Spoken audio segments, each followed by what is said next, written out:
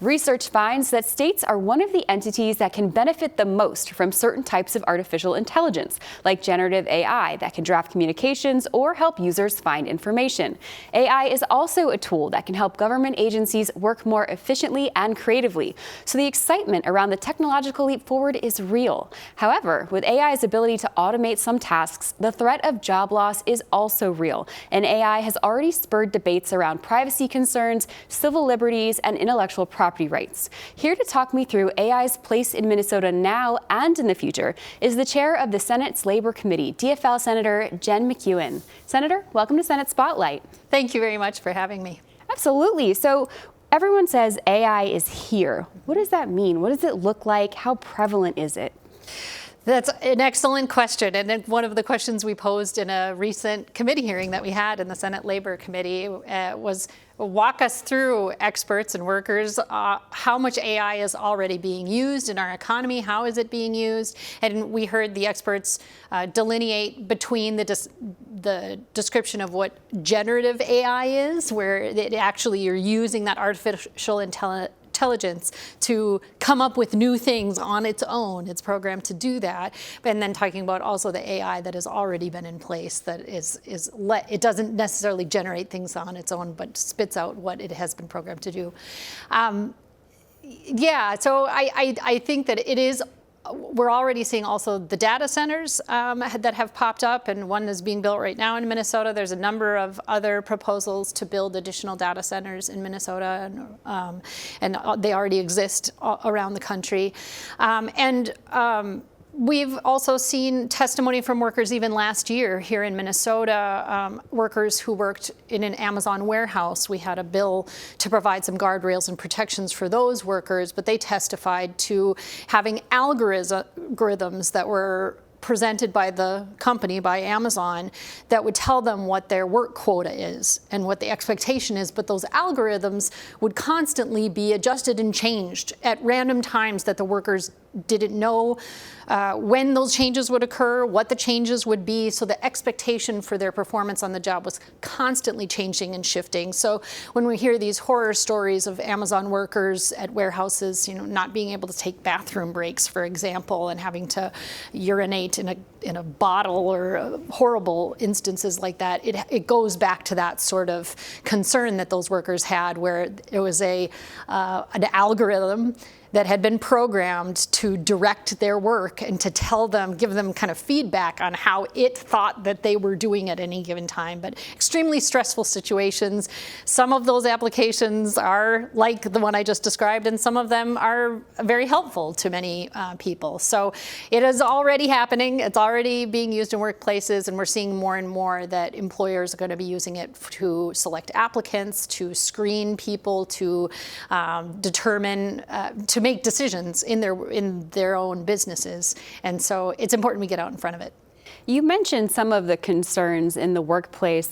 Another big concern with AI is our ability to determine fact and fiction. And we know that AI can spread misinformation or increase division. How do we counter that, either as a state or as consumers?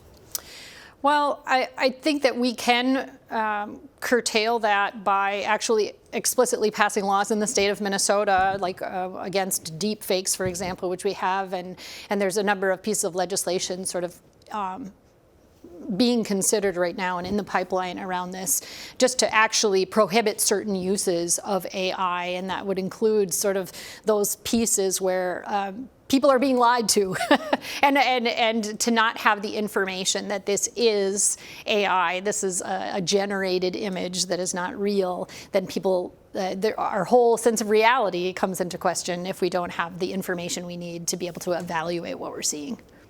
You mentioned that you had heard the testimony in the Labor Committee for and against regulating AI. What were your big takeaways from that meeting? I think my big takeaways actually were not so much that it was a for or against regulation, but a real bipartisan recognition that there does need to be regulation in this area. Maybe some disagreement as to the strength of those regulations, what form they would take, who and what they would be directed to protect or prevent what behaviors we're looking to provide guardrails for. But in general, I came away from our hearing, which is posted online if people want to go watch it. It was very interesting. We had experts, workers, many people talking about AI, how it's already affecting them, and their thoughts about recommendations going forward. So it did feel to me from that hearing and hearing my colleagues, the different comments people had, was a recognition that there does need to be guardrails in this area, because it is it's appropriate to protect workers, to protect Minnesotans, to protect our environment from this new technology that can be manipulated and used in a way to exploit all of those things. Now, is there a concern that if we put these guardrails in place, that companies won't want to be here because it will curtail their profits? I'm not concerned about that. From what I understand, in Minnesota, we have a sort of perfect mix of the kinds of resources that these companies are looking for in where they want to set up their data centers in particular. I think that it is actually the duty of elected officials and the duty of our business community as well, business leaders here in Minnesota, to step up and to put those guardrails in place. Because what I would argue is that, in some quarters of corporate America, we do see a tendency to want to race to the bottom in the name of profits. We do see that. But not all corporate leadership is devoted to that. They do see the value of having a workforce that has an excellent quality of life. They do see the advantages of living and operating within a community that has a good quality of life, clean environment, clean water, people that are thriving in their lives, that is for them good for business as well. And I would argue that that is good for business ultimately. But I think here in Minnesota, we do want to attract those types of companies, but we certainly are not looking to engage in a race to the bottom, where we are trying to entice companies that are going to take and not give back. Yeah, it sounds like you mentioned a lot of Minnesota values there. So how much impact can the state have when it comes to regulating these things in the absence of federal regulations? There's a lot that we can do. I mean, one of the big pieces that is being debated right now hotly at the Capitol are the data centers, and some senators and representatives have ideas around how to sort of entice these businesses through tax benefits. I've received scores of emails from constituents and people throughout the state opposed to that idea, which I am also opposed to that idea. I don't think, again, we're not giving tax breaks to small businesses. This is not that type of situation. These are billionaires that have more than enough resources to set up here and do business here in a responsible way. So they should do that, and that'd be great, and we can welcome them in doing that. But we don't have to undercut the well-being of our people and our environment to do that. So right now, data centers, very hotly debated. In the Labor Committee, we also, as I said, heard a lot of testimony about the ways that this technology could be used going forward. One of the ones that I think is a little bit concerning to me is how AI can be used by employers to, for example, screen out potential applicants. We heard an example of there could be an algorithm that could look at applicants for a job, and just by doing a sort of background internet analysis of those applicants, they can predict which applicants may have a baby in the next 10 years and eliminate those applicants from the pool just to start. And so what is really needed is a lot of transparency around how these algorithms are put together, what inputs are being added, so that we can understand the evaluation that they're making and make sure that it is actually a lawful one that we're okay with. So a lot of pieces around transparency, and then the other big piece is concern around employers who want to engage in union busting. from the get-go. We already know that that's a problem in workplaces throughout the country. Here in Minnesota, we have a higher percentage of workers that are organized and do engage in collective bargaining through a union and come together with their coworkers in a union. And I think that has boded well in Minnesota for our quality of life relative to other states in the United States. But there is a real concern that employers could also use these algorithms to screen out people who they determine would be more probably involved in trying to come together with other coworkers and organize, for example.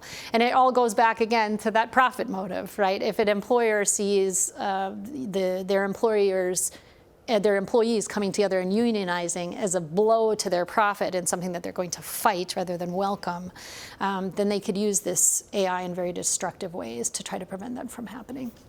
Senator, we've gone through a lot of the fears surrounding AI, but let's talk about the positives or the promise of AI. You know, what could it do well here in Minnesota? Well, one of the things that we heard, and this goes back to the idea around transparency, is that AI can be used to make working people's lives better in the workplace. It can get rid of menial tasks, things that it can free up more time for creative work, for that like real human element of what people are doing in their work. So that it really is, if that's allowed to happen, if workers are actually able to engage in the adoption of AI, so what the AI is doing and how it's doing what it's doing, so that they're able to approve or disapprove of the way that the employer wants to use the AI, then actually it could be a boon for working people, whether they're working on a factory line or they're doing creative work or teaching or whatever in the medical fields and the trades. There's a lot of different applications for AI that could make the experience on the job just a more fulfilling experience, but it really goes back to that transparency from the employer about the type of AI that they're going to employ and the way it's going to be employed, and also making sure that employees have that agency and that ability to say, this type of thing would work well for me, this type of thing would just be a way to make me work harder and faster and longer, and it wouldn't actually improve my experience on the job. So as long as it's transparent and we're working together in community to try to figure out the best use for this technology, I think it could be actually very wonderful. Senator, any final thoughts? Thank you for looking into this subject. I encourage people to go watch the hearing that we had in the Senate Labor Committee. It's posted on our official Facebook page for my office if people want to go take a look, and it's also on YouTube. But yeah, I hope people will keep up on this. We're going to have a push, if not this session, perhaps next session, to form a type of collaborative working group at the legislature or through the legislative process to really take a deep dive into the application of AI and the way that it affects our workforce. So the hope is to have a sort of panel of legislators, workers, people in tech, experts who can come together and really identify for the legislature which guardrails are needed so that we can implement effective policy for the people of our state. Senator, thank you for the great discussion. Thank you very much for having me.